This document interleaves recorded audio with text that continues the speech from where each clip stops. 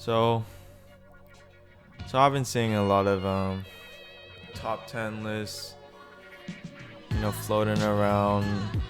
It just became a trend again, I guess, for basketball YouTubers. I don't know why it came back, but that list was kind of trash, which is why I'm gonna make my own. All right, and I'm also bored during quarantine, so that what I have to lose. But anyways, little intro / background.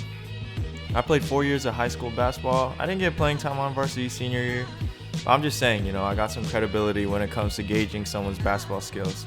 I'm not just some, random person who's never touched a basketball in his life. Something about my list that's a little different. I value people playing hard. I don't really like to give a lot of points for potential. A lot of people, a lot of YouTubers, they say I didn't try my hardest on this one. I was tired on this one.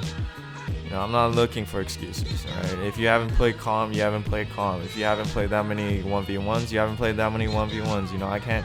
I can't give you the benefit of the doubt. My list is a little different though, because it has 4 categories. It's flight, good, great, and best. And yes, flight is the name of the category. But anyways, yeah, those players in those 4 categories and each respective category, all those players could kind of shift around in the list a little bit in that category. So basically, if I have category 1 and 2, what I'm trying to say is that most likely category 2 is not going to be able to move up in category 1, when they play. Okay, let's go to people who's not included. Devin is not included. Professor and Bone Collector, all of them are professional in their own rights. Whether it's street ball or it's Devin, who's a trainer. Jimmy High Roller, he's a news guy. I know he's D1, former D1, but I'm not gonna put him in just because he's not really with the community that we're targeting. Trey Good, he just hasn't played basketball in a while, and it seems like based on his channel that he's kind of done with it. So I'm just not gonna put him on the list. B.A. Same thing kind of with Jimmy. He's not really involved with the other members of the community too much, but he'd definitely be like at least top 5, maybe even top 3 in my list. Actually, maybe not top 3, but top 5 for sure. 50K Mal, yeah, he just hasn't played that much ever since the Cash Nasty 2v2 days. Your Rage, dude, I don't even know why Your Rage was on that other dude's list, let alone at number 3, man. Like, how? He hasn't played anyone. Like, he's not even a basketball YouTuber, to be honest. But whatever, man. That's my list, all right. And let me just say first and most importantly, this is my opinion, all right. This is my opinion, so please don't get too heated. But I will say that my opinion is probably better than half of your opinions. All right, so let's just start it with the first category. We got flight. I'm not talking about the player. No, the category is flight, and the only person in the flight category is Flight Reacts, because it would be disrespectful for me to put anybody else in the same category as flight. So I'm gonna just put him at number 20 by himself. All right, and if you need an explanation, just watch his vids. That's all you need. All right, so we're gonna skip all the way to number 16. All right, Flight got number 17, 18, 19, and 20 on lock. All right, that's all him. With 16, so we got Ricegum, and this is where we start getting to people, who are actually decent at basketball. So everyone else on this list, besides Flight, is either good or great or best at basketball. All right, they're all players who've been around the game, and it just varies on their level of skill. But anyways, Ricegum, he's at number 16 because I think Ricegum has definitely played basketball throughout his life. It seems like mostly in pickup games. He looks like a pickup game type player. He actually has a pretty good shot and decent handle, which is why a lot of people rank him higher on their own list. And maybe I would rank him higher on their own list, but just like I said, in this category, he could maybe like move up, but I could tell he just doesn't play at a competitive level, and he doesn't care enough to. Moving on, we got 15, Kenny Chow. So Kenny has good handles, he has a good shot, he has decent speed, and he has a, pretty decent frame for strength, right? So given all that, you would think he'd be ranked a little higher on this list. But just like his record shows, you know, Kenny is more of a show type player, you know. Like, he doesn't really just get it done and get the win. I think the biggest problem about Kenny is that he has good handles, but he just doesn't have a change of pace. You know, that's the most important thing when you look at really good players who can, you know, break down the defender. It's people who have good change of pace. But Kenny, he's more like, he's doing dribble drills. You know, he's just doing like 2 in between the legs, 2 behind the back. Like, it's just, he's just standing still, but putting the ball through his legs and stuff. You know, that's my only complaint about Kenny. But otherwise, you know, he's a crazy good shooter. Definitely one of the better shooters on this list. But I got him at number 15. So number 14, we got Cash. I don't know if they're gonna be mad at it or not, because Cash was ranked so high in the other video, but all I'm gonna say is that I have a lot of better players in this video than the other video had. But yeah, Cash, he plays hard and utilizes strength, which is really good, and that's why he's so efficient, because he knows his strength, which is his strength. He knows like not to shoot too much. He has a good basketball IQ. The only problem with Cash is just because you could tell Cash hasn't played like organized basketball, right? And the problem that comes with that is he doesn't really know how to flow in a 5v5 environment. Low-key, he kind of fouls a little too much. You know, sometimes the defender or the opponent he's playing is actually soft. You know, they're calling soft fouls when they 1v1. But sometimes he be hand checking, you know, throwing elbows, using his strength a little too much. But it's not that bad, all right? It's not that bad. So at number 13, we got Ty the Guy.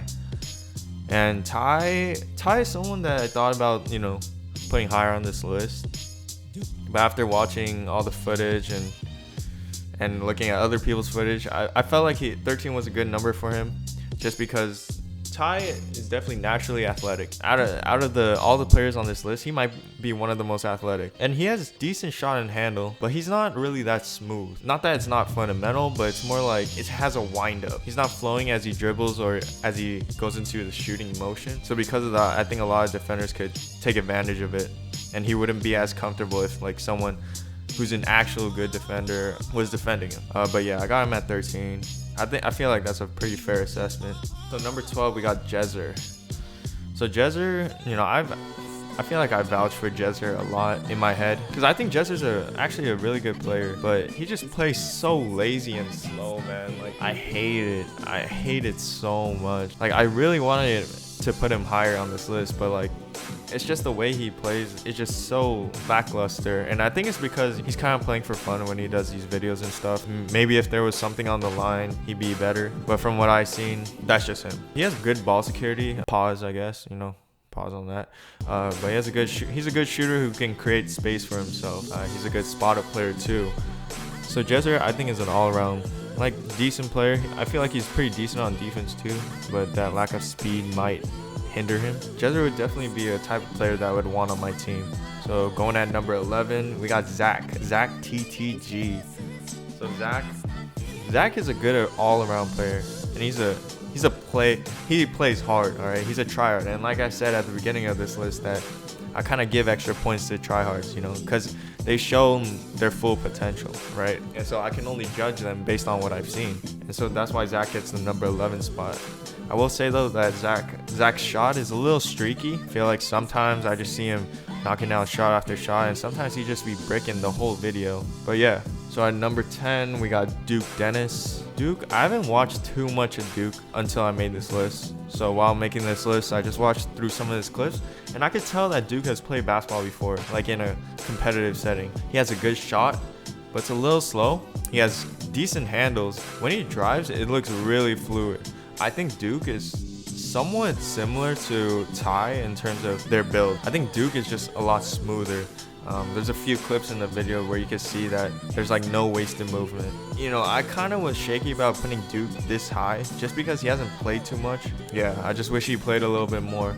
Maybe he could be higher, or maybe lower, you know, I don't know. But I'm just gonna put Duke on here at 10. Like I said, my list is a little different, right? When we're talking about top 10, top 10 doesn't really matter in my list, all right? Because after Duke is when we move on to the third category. which is great. These players, I feel like they're not just pickup players. They're people who could go far, you know, in their career if they really wanted to pursue basketball, right? And number 9, setting the tone, is Tristan Jass. And this might seem a little low. Just wait until you see the other people on this list. I'm sure you won't be that mad. But Tristan, yeah, he's deadly everywhere on the floor, man. When you watch his 5v5 videos, he's just pulling from everywhere. He's pulling from deep. He might be one of the better, I don't want to say best, but he might be one of the best shooters in this list. His handles are like Kenny's, right? Where they're really tight and they're really good. But the difference is Tristan actually knows how to use change of pace, right? He knows how to make sudden movements. He knows how to get past the defender. I think Kenny is more like, you know, someone who has good handles but doesn't really utilize them to the best of his ability. But yeah, Tristan, offensive threat. You know, on defense, he's just mediocre just because of his size. You know, just for his videos, he probably doesn't really care about defense too much. But yeah, I got him at 9. So at 8, this was someone who wasn't on the other list at all. I was a little confused. And then we got DC Heat. DC Heat, you know, maybe a few years back, I probably wouldn't rank him this high. But yeah, after growing a lot in both his physical attributes and his game, I would definitely give him the number 8 spot. He might even be a little higher. He beat Devontae in a 1v1. I don't know if you guys saw that. I know, I'm not saying, you know, he's better than Devontae. I'm just saying that he has enough skill to beat a D3 player. He's a good shooter that can create a lot of space. Like, he can shoot over a lot of people just because of his height. And he's like somewhat athletic, but given his height, I would definitely say he's athletic. So at number 7, we got Jeremy Jones, or Jay Jones. Now Jay Jones, I put him above DC Heat just because I think Jay Jones really gets at it. You know, he hustles a lot, but he's quick with a good mid-range. I think Jay Jones is an example of someone who doesn't have the greatest handles. His arsenal is not that huge, but he knows how to use the ones he has because he has a really good change of pace and he's really quick and sudden. Probably one of the better mid-ranges. That's like his forte. I think he gets number 7. So number 6. Number 6 is where I have to give it to the guy Marcellus Howard, man. That man was disrespected by not being put on the list. I don't know how he wasn't put on the list. How could you forget about it? I gotta put him at number 6, and I feel like this is a really good spot for him. I know maybe if he watches this that he'd want it top 5. I don't think he'd be mad at the people I've listed above him. Like I said, in this category, which is great, you know, you can move up or down based on a lot of different factors. Marcellus, he probably has one of the best handles in this list for sure. He's kind of like TJS with the handles, but I think he's a lot smoother. He's a lot smoother for sure. I don't want to sound like a broken record, but yeah, he has a good change of pace, which is I don't know, I just feel like that's very important and not a lot of people talk about it when it comes to handles. He's a good shooter and he plays hard when it gets down to it. I forgot what video it was, but there was definitely one video where he got really competitive. Definitely number 6. Definitely deserves number 6 for sure. So number 5, and I just want to say something. We're still in the great category. We're not at the best category yet. I'm just saying. But anyways, at number 5 we got Hoop in Life. And Hoop in Life, I mean, right now he's playing pro ball overseas. I think that speaks for itself, right? But even without that, if you just watch his videos, he plays competition.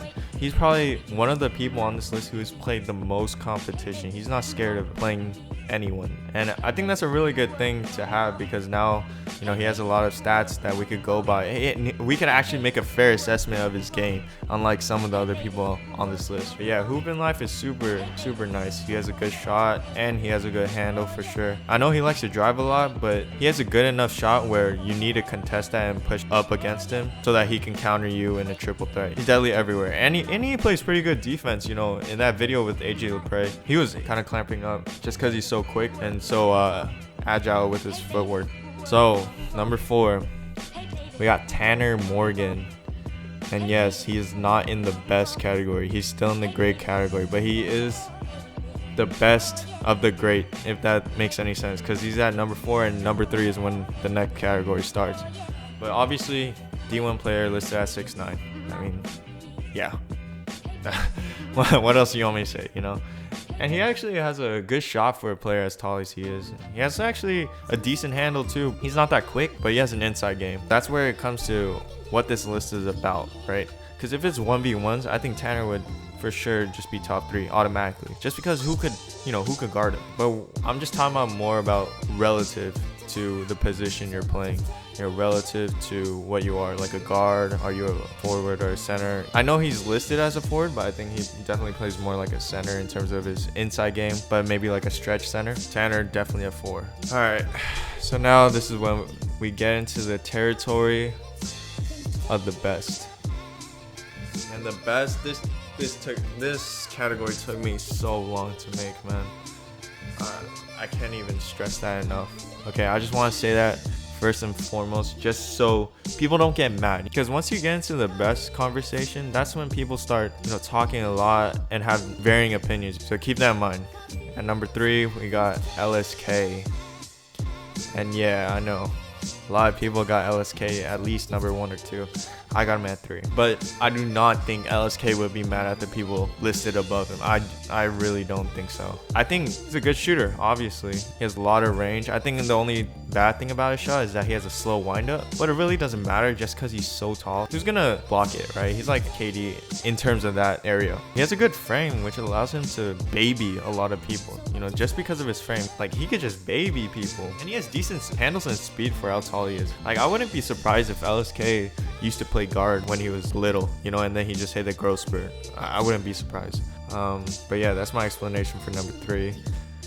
Number 2, who we got over LSK? Who we got, huh?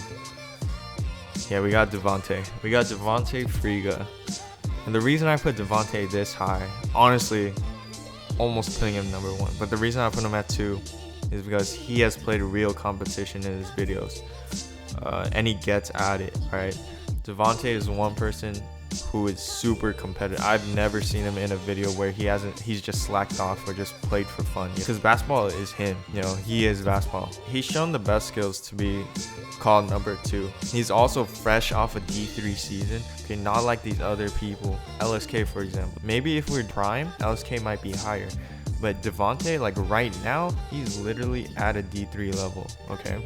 And don't sleep on D3. Just because I'm saying D3 level doesn't mean he ain't D1 level. He's quick with good handles. I wouldn't necessarily call him shifty. He doesn't really have that shift to him, but he has good enough handles where he could get around defenders. He's a good shooter for sure, and a good finisher, so he knows how to use his body. I think Devontae definitely deserved the number 2 spot, and he definitely at least deserved to be on the list. I don't know what the other dude was thinking, but yeah. So I don't think it's a secret now who number 1 is, and it's AJ Lepre. And to be honest, I wasn't gonna put him number 1. I was gonna put Devontae, but that was only because AJ has so little footage of him against YouTube. I know obviously he has college footage, right? But we're talking about basketball YouTubers list. And AJ, what kind of pushed me over the edge is his 1v1 with Hoopin' Life, because that's someone who I consider real competition. That's when I felt like AJ was actually trying, Maybe he wasn't trying. I don't know what he's going to say, but I felt like he was at least trying 80%. He's definitely the best shooter on this list. His main strength, though, is a spot shooter, which is why maybe in a 1v1 list, I wouldn't put him as high. I know he can create his own shot, right? But his forte was being a spot-up shooter. He has good handles, he has good finishing. He's not explosive, but he's smooth. And he would thrive in a 5v5 competition, just like I said. He's not a 1v1 oriented player, but he's really good at letting the offense flow. It's like when you consider Curry. Because Curry, he has the ability to make his own shot.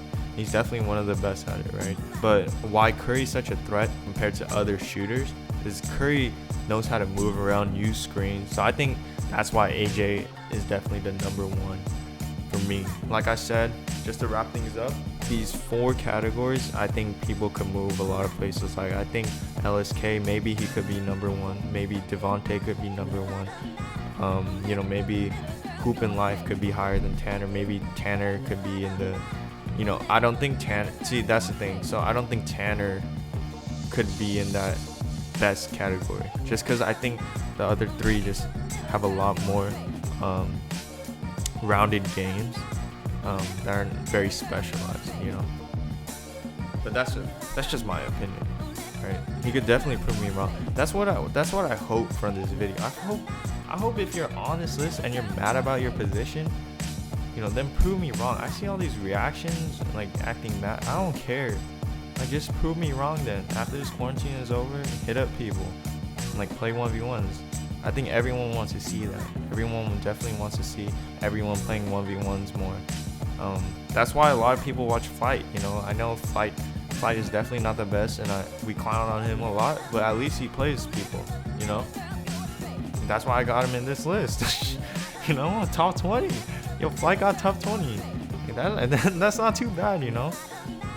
But yeah, this is just my opinion, and that's the end of the ranking. Thank you guys for watching.